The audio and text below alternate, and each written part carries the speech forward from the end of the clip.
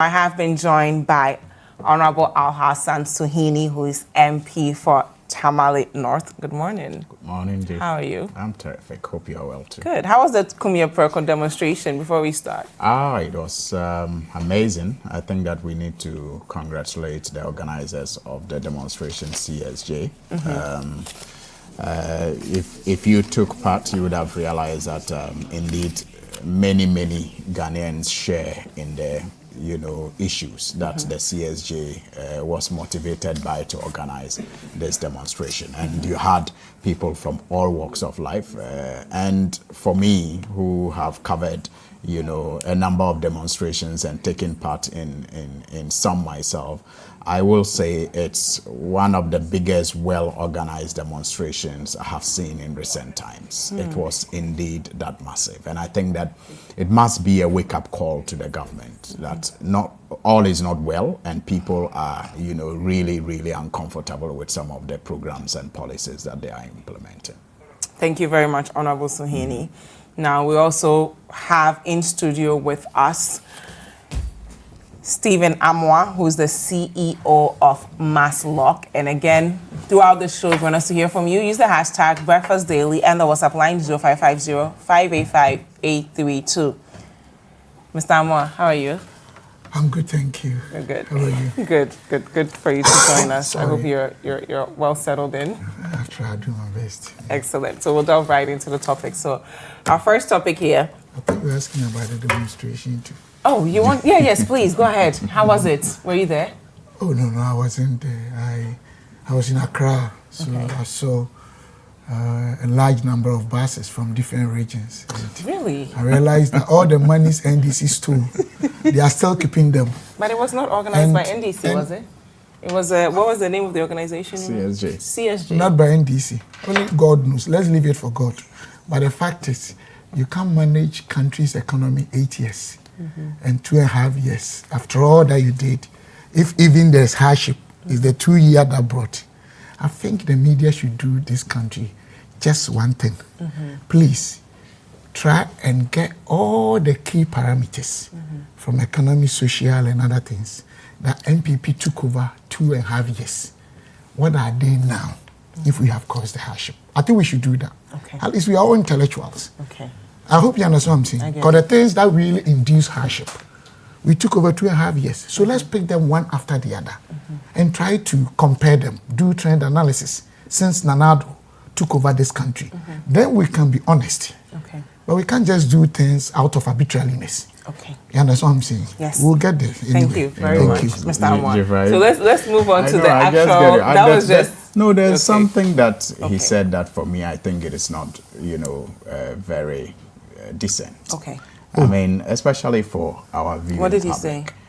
All the money NDC stole. Oh, but is it not true? Okay, so that is Suba, something Sada, that I mean, is that is a CEO. That is a state CEO. Okay, so let's move my on. own outfit. Let's move you on. You added 30,000 per bus. The figures are there. They are on paper. Mr. I can bring them to you. Pronounced by which court? Respectfully, let's allow the pronounced courts by to which handle court this. as stealing.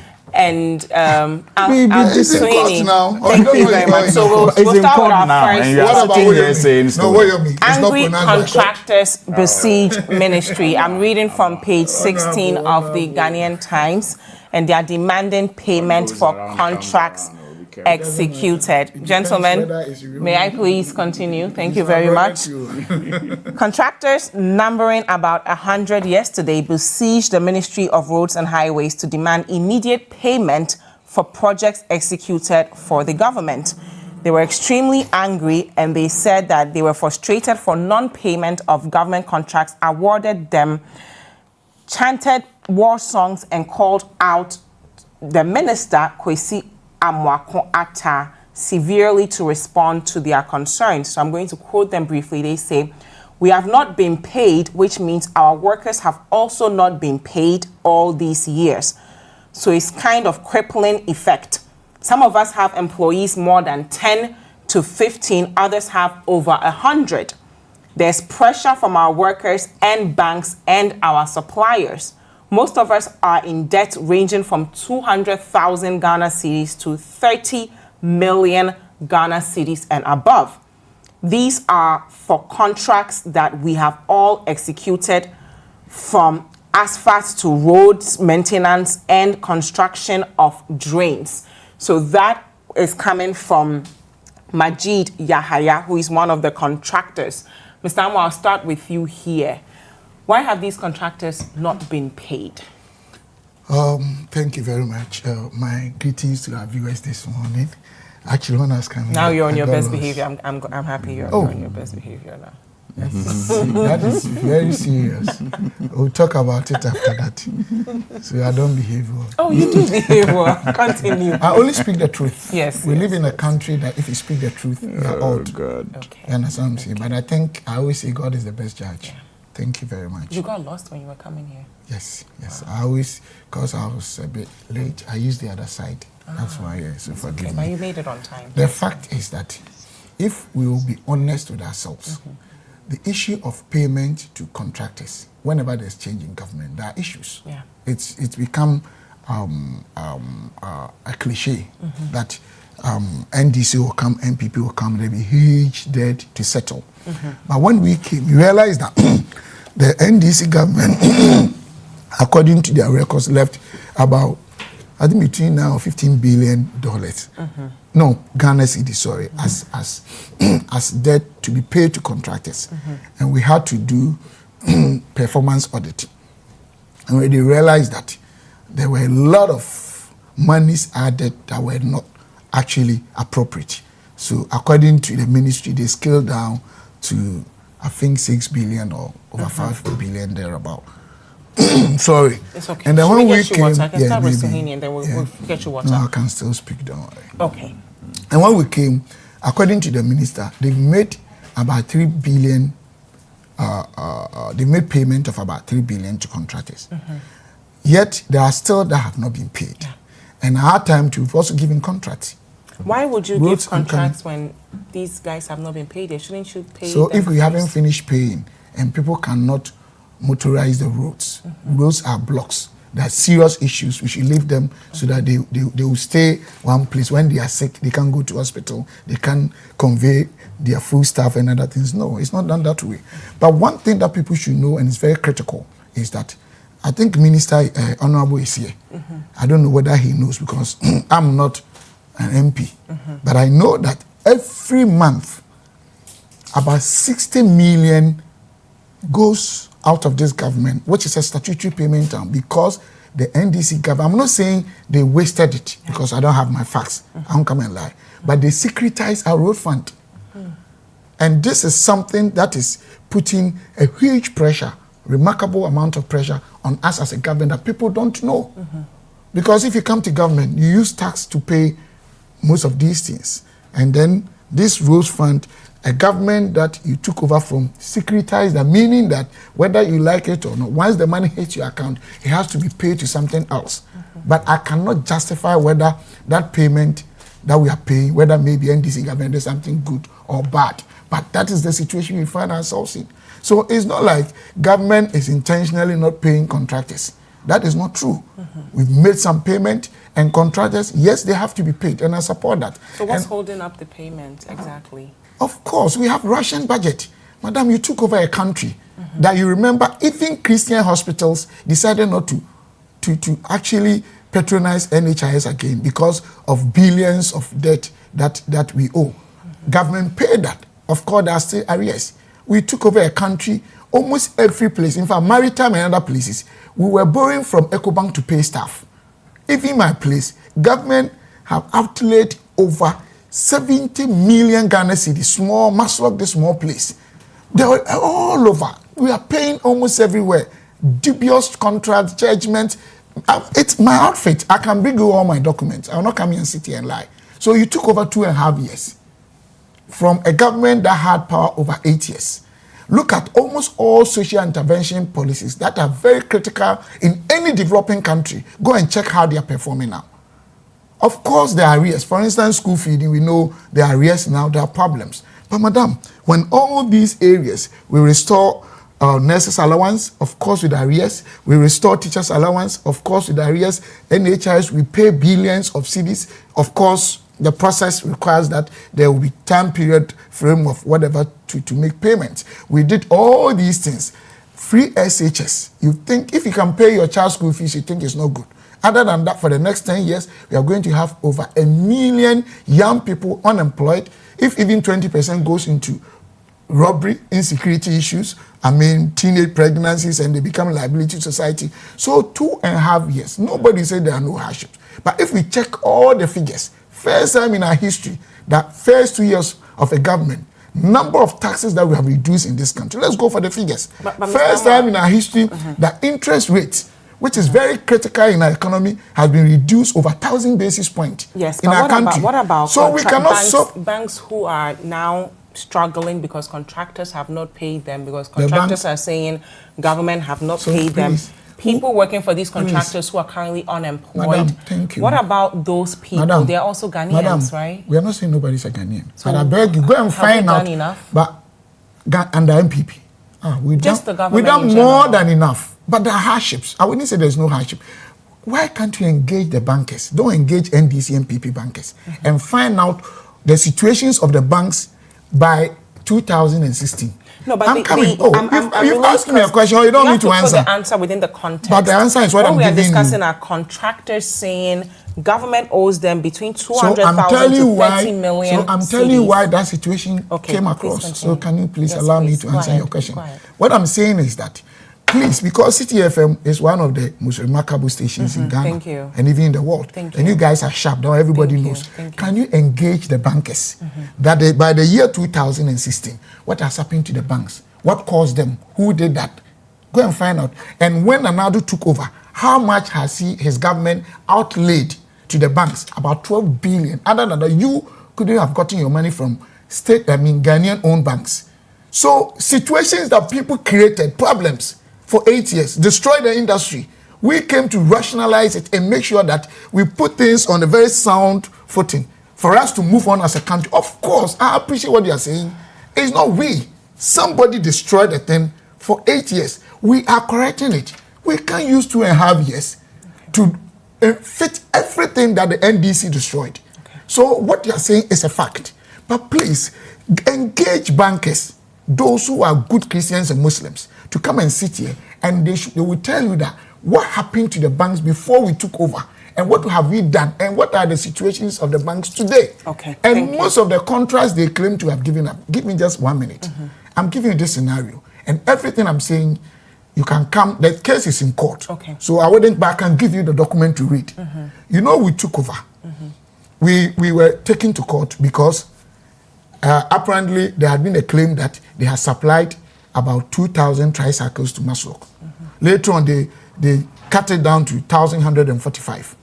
When we were going for the tricycles, saying that 1,000 packed in northern region so that we could use it. The tricycles were tricycles government had acquired for SADA. And then 2 state institutions had agreed and allowed a private person to take them and give to MASLOC as supplies.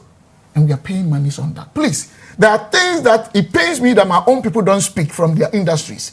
There are challenges, but who caused them? You cause all these problems. You want us to solve all these problems and move Ghana and become heaven within 2.5 years?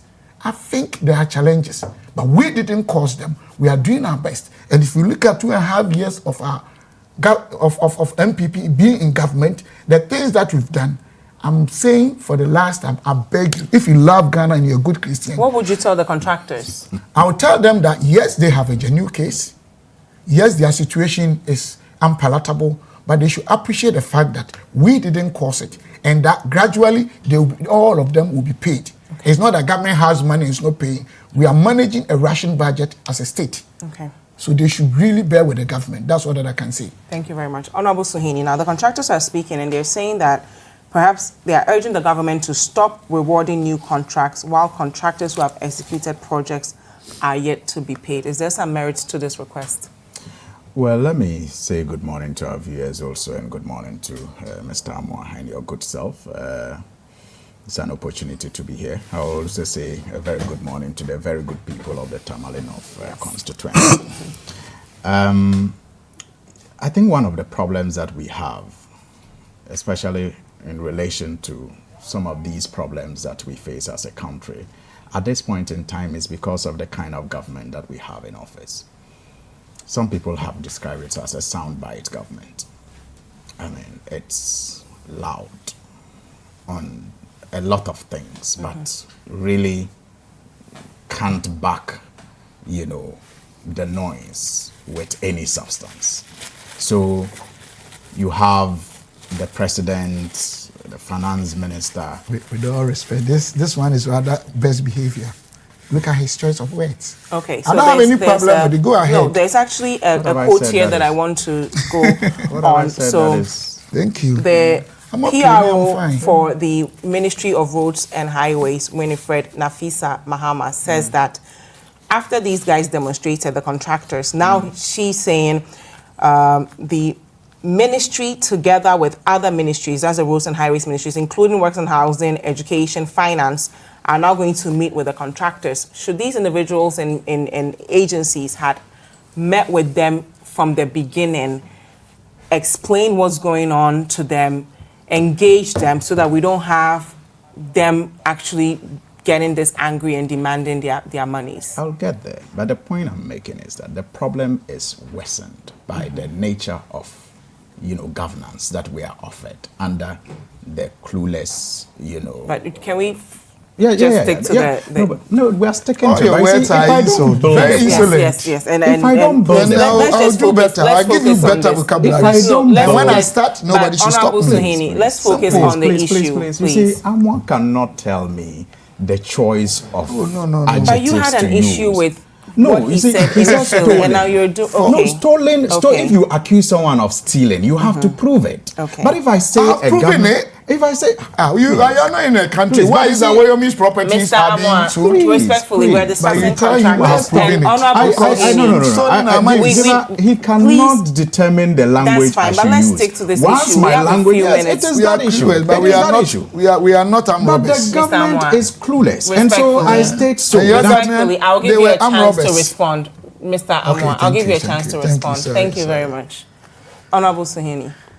You see.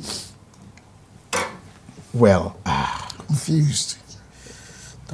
Sometimes that is the level of intolerance that you get. These are people who will call you thieves, who will call you armed robbers, who will say you are incompetent, and then can't take the fact that you say they are clueless.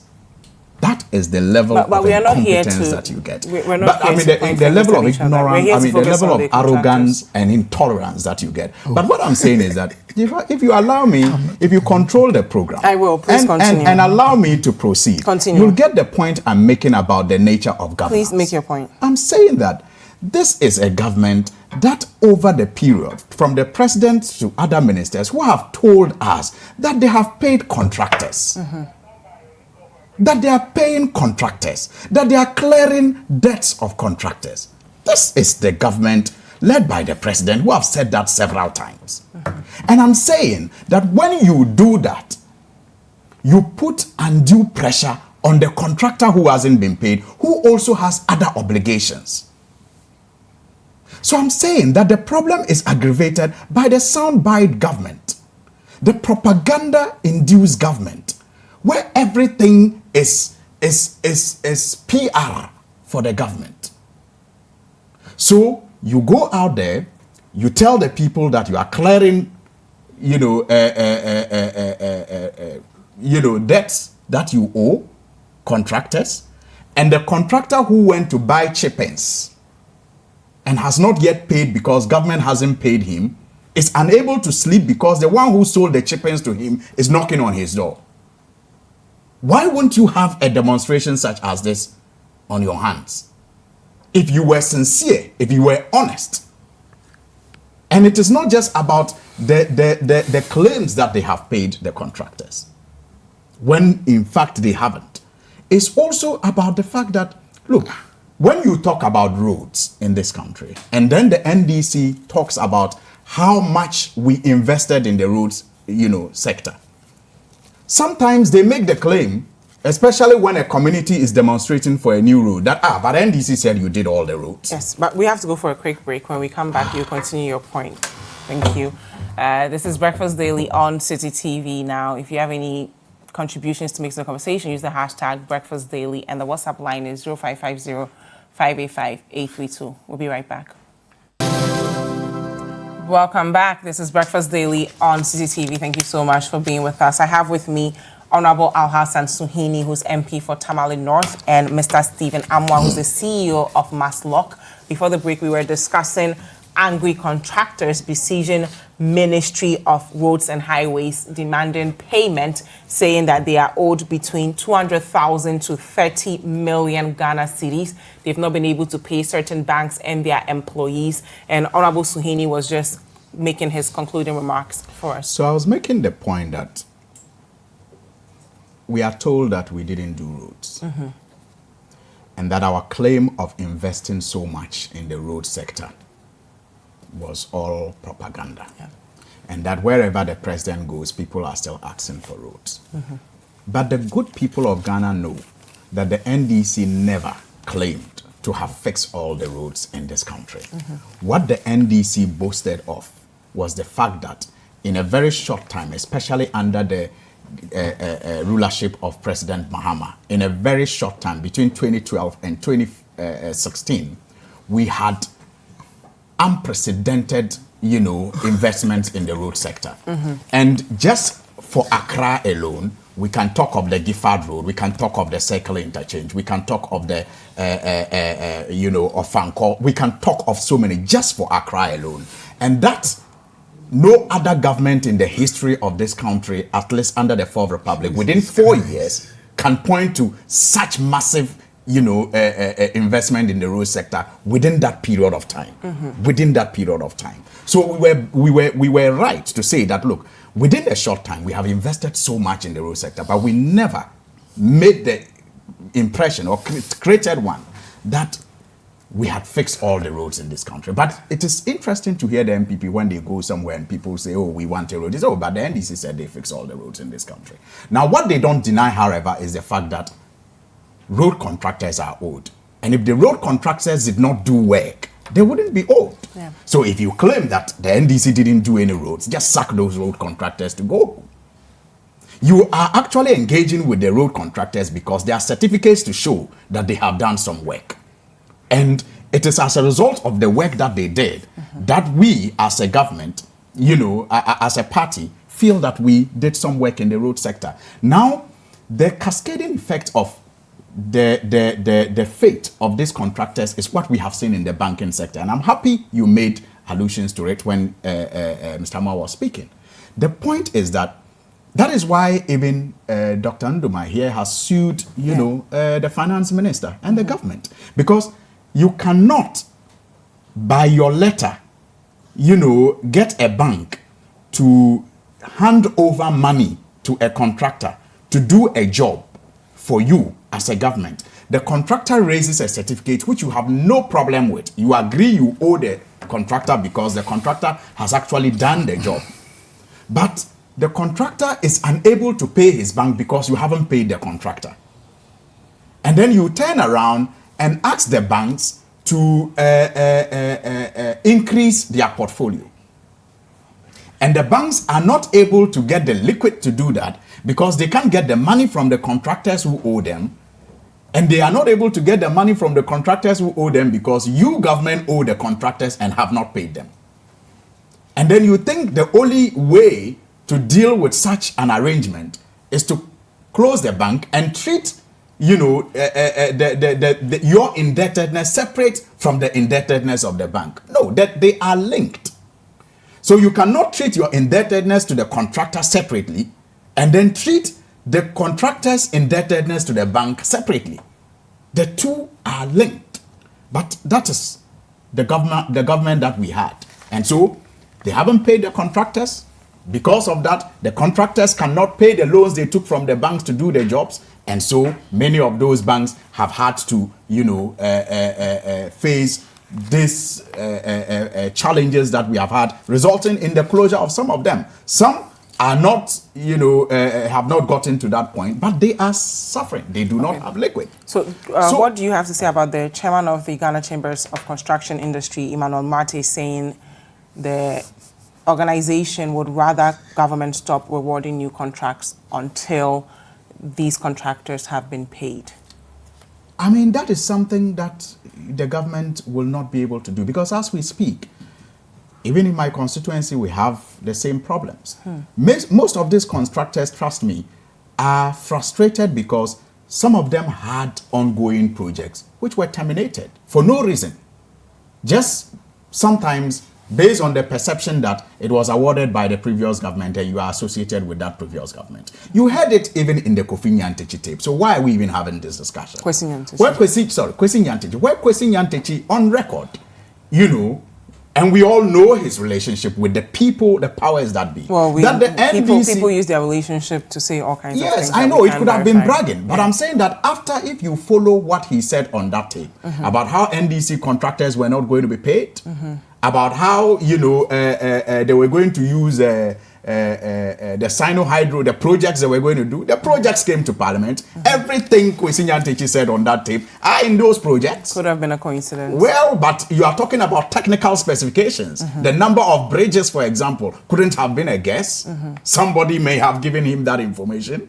So if he, you know, told us what or how the road, you know, ministry is arranging payments of contractors and all of that, and we are seeing it play out. Okay, so please you have wrap some up of for these. us. You have some of these contractors suffering because they had ongoing projects which have been terminated purely on partisan basis. Okay, they have not been paid even certificates that they have raised in the past, and so all they and yet they have also obligations also to other people who are harassing them daily. Yeah. So it is in the interest of government not just to, you know, view this as what do you call it? Owing contractors is not just a debt in itself sitting in a book. Trust me, when contractors are paid, it has an impact on the economy instantly because of the nature of, you know, network that exists with contractors. And so it is important that the government takes the payment of contractors seriously. And because you are asking me to wrap up. Thank you very much. There was an arrangement, a standing arrangement, and every contractor, especially road contractors, if you speak to them, they will tell you that ensured when at the time that we're in office that certificates were cleared as and when they came in. And you know, we were almost getting to a point where you would not have contractors being owed for more than 3 months without being paid once the certificate is raised. And the contractors knew when they were going to even get paid. But thank you very much, when you have Honorable Suhuyini. Thank you very much for that. We'll move on to our next topic. Honorable Suhuyini, can I speak now? Okay, you'll just bite on it and tie it into the next topic because of time. So I'm reading from Daily Graphic, and it says here, invest in Ghana. Mentality. We have business-friendly credentials, President declares in France. So President Akua has called on global investor community, especially those in France, to invest in Ghana because the country has the credentials that make it the most investor-friendly country in West Africa. So I'm going to quote the president. He says, Ghana is a haven of peace, security, and stability. Indeed, the safest country in West Africa.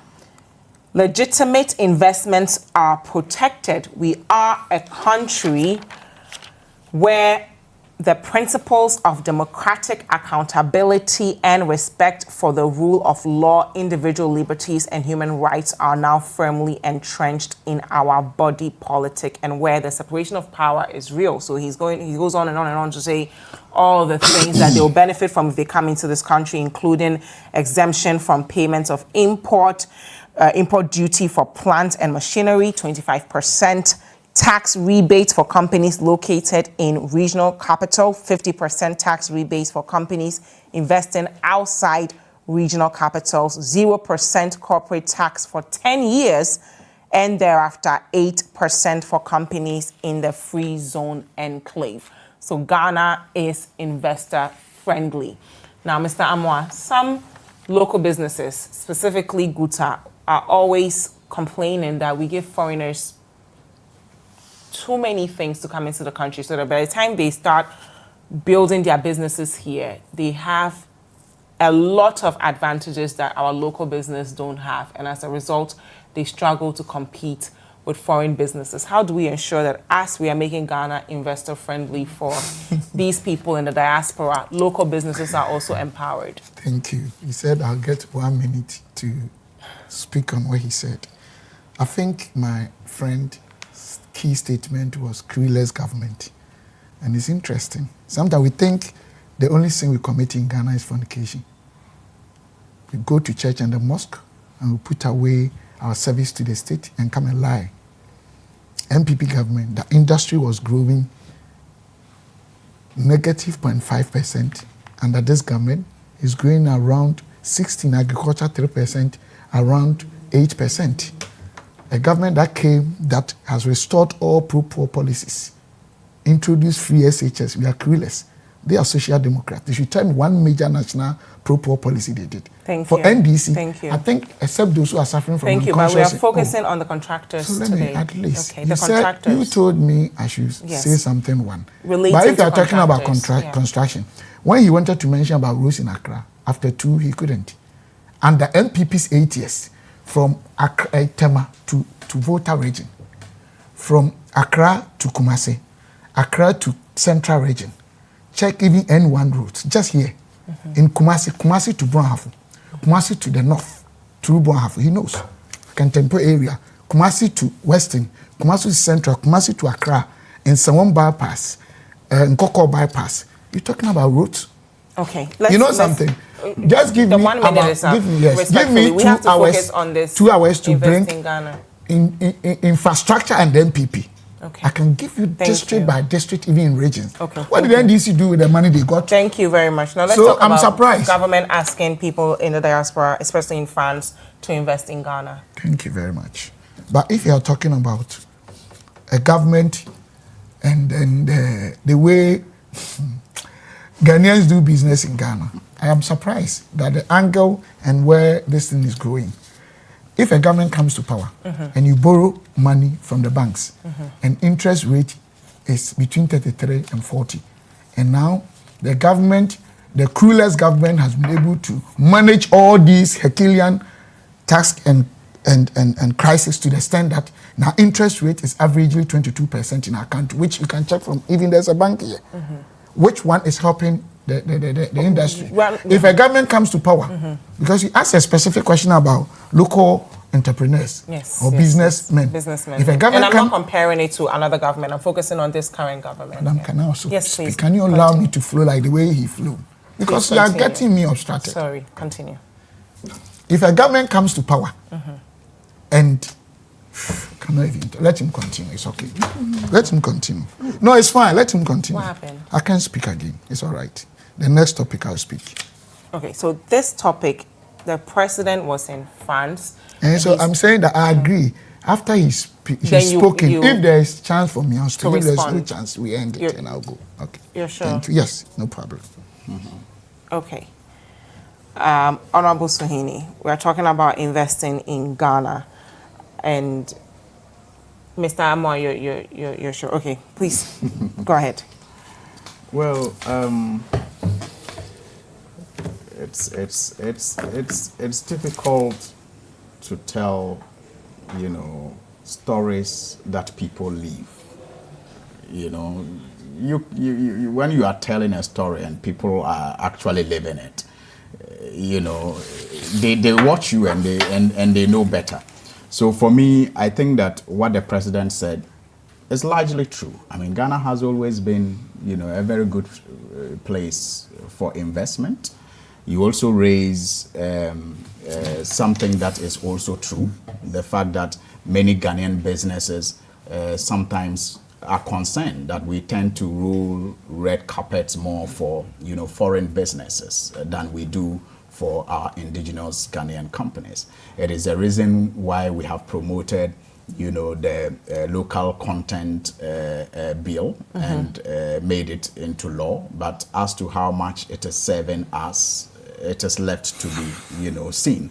especially in many sectors. But if you talk about the 0%, tax for 10 years, depending on where you invest, the free zones enclave and its support for, businesses that, want to either relocate or establish in Ghana. It's been there and it's been promoted by GIPC for a very long time now. Okay. But you see, the friendliness, or if you like, the friendly environment that we have always had are threatened by a number of factors which we must not ignore. Okay. So as the president is out there touting how investor-friendly this country is, it is important to address himself to some of the threats that, are rearing their heads every day, which will make it almost impossible for anybody to want to choose Ghana as, What kinds of threats? I'll tell you, power, for example. Okay. Power. Like we were taught in school, basic definition of power, the energy to do work. So if your power industry is challenged, and we all only about some few days ago heard the utility providers, the IPPs and others complaining about the levels of indebtedness that was, managed with a roadmap to even actually clearing all the indebtedness, which has been dismantled and led to a lot of confusion in the sector, and the IPPs are threatening that they will stop producing. And what that means is that once they stop producing, we are back to Dumso. But one might say that businesses have experienced more stable supply of power under this administration than the previous. So as far as being business friendly, we've not had to deal with what we had before. Why do we have stable power? Because it took a visionary president to do the kind of investments that we have in the power sector. And today, if car power are switched off, those that were bastardized by people who didn't have the kind of vision that the leader at the time had, if those are shut off, we will back to Dumso. Okay. It is a fact that if those are not working, we'll be back to Dumso. And they are the people, together with Asogli and others, who are threatening that if they are not paid, fresh debts that are owed, not debts that were inherited, they will stop producing. And if they stop producing, no company will want to establish here under such an environment where they can't predict power. Okay. So I'm saying this is one threat. Again, peace and security is another. And we all are witnesses to the, insecurity that we are faced with in this country. Sometimes crimes that we refer to as un-Ghanaian are beginning to rear their ugly heads. And nobody is blaming a government for it. But it must be stated that it is the responsibility of a government to guarantee the security and safety of the people. Okay. And that is why you will have, international, other countries like Canada and others now cautioning their citizens, even when they are visiting Ghana because of the insecurity. But you would agree that in some of these countries, crime is probably higher than it would ever be in Ghana. I understand. You also will have to understand that their conditions are better than Ghana is. Okay. And their populations are bigger than Ghana is. So, but I'm saying that we are inviting investors. But these are the threats that will make it almost impossible for investors to choose Ghana as their, place to do business. The president talked about, when you were reading the story, I heard the agric sector, and the rebates for agric and mechanization. car manufacturing giants also coming into Ghana to set up. Just on my way here, I was listening to your radio, your sister station, the radio station. And they played the voice of, I think, the vice president of the AGI, in charge of agric and others. And she said something fundamental about another clueless government policy at the port Please that is leading to the collapse of their businesses. Those of them who are in agri-processing are suffering as a result of that clueless government policy of, reducing benchmarks without really looking at the bigger picture. So, again, these are threats that the president must address himself to, even as he invites more people to take advantage of what has always been known as, a good place to invest in. Thank you very much, Honorable Suhuyini. Mr. Amoah, do you have any response? Can I speak? Yes, please. Thank you very much. The point I was making was that you are talking about local business actors. I think it is the responsibility of every government to manage factors that actually affect the way they operate. And there are key factors. Credit is one. Energy is one. My brother was talking about prudent measures. It's not about lies. Go and check 209, first statement by Honorable Dziffa, Finance Minister then. T1, T2, Asogli and Co. All of them. Go and check all the projects. Who actually were doing them? Which government? It's not about you come and you think Ghanaians are forgotten and you lie to them. The fact is that we had Dumso for almost 4 years. A government came. We are spending millions under this government. In fact, it's one of the reasons even our economy is being affected because of the dubious contracts that they engage in. And we are spending money to sustain this. You're talking about insecurity. An Indian was killed here between Northern Region and Kumasi coming to Accra. The story is there. An American was killed and the whole American entourage came and somebody was jailed. All this under NDC government. 8 women were killed. I don't know, with all respect, I don't know your age. You look very young, but ask maybe those you know. And 1 cancer was arrested when MPP came in. And that thing was stopped. 8 women. So when NDC But we can't blame the government for these crimes, right? But I'm saying that blaming the current government because he was saying that now it looks more profound. And I'm giving him instances, cases, events that show that it was even more severe or severer than now. So we don't have to go in there. All that I'm saying is that under this government, look at the number of taxes reduced within 2 years. So which of the government is rather helping local entrepreneurs? You go to the banks, we have financial services, VAT or tax. Government removed everything. Real estate 5% is removed. Import duty on medicines that are not produced in Ghana. Most of them, go and check if it's not true. Nobody is saying that all is well. But if a government is talking about prudent and conducive environment for businesses, we're talking how even is the economy growing now? What is the situation like when it comes to making sure that you property right owning, entrenchment, all these things are democracy, good governance, how we are managing things. No investor outside will want to come into a country that 4 years there is no power. But now these things, I'm not saying they're 100% done, but the impacts are highly mitigated. And it shows that relatively we are not perfect, but we are extremely far better than the NDC government that he is calling us clueless. Thank you. I am surprised. That is my point. Thank you very much. Now, and Ghanaians know it's not about lies. We'll take a look at our final topic here and you both get a bite at it. It says, address our 2016 election concerns.